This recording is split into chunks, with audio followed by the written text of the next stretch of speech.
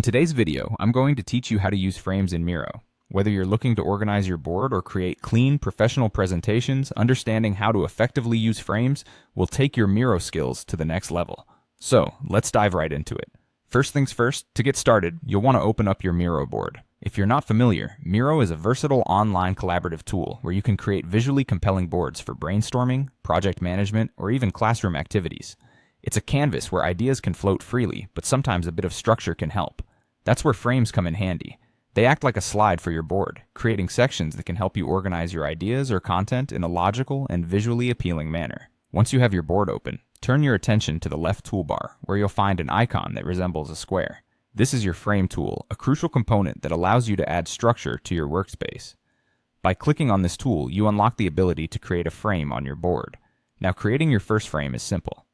You have two options to consider. You can click and drag across the workspace to create a custom frame size that suits your specific needs, allowing for a truly tailor-made workspace environment.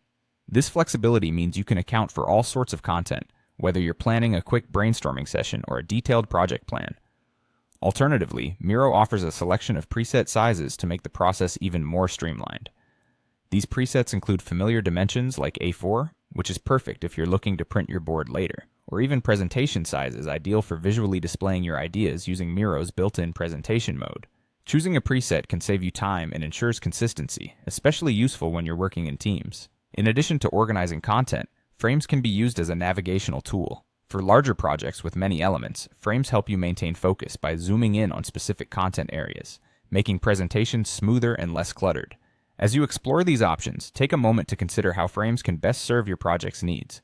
A good tip is to start by outlining your board into logical sections using frames right at the beginning of your project. This way, you can easily adjust the size and layout of each frame as your project evolves. That's it for today's walkthrough on using frames in Miro. By incorporating frames into your workflow, you're not only creating a more organized space, but also setting yourself up for more dynamic presentations and collaborative workspaces. Thanks for joining me today, and enjoy structuring your ideas with frames.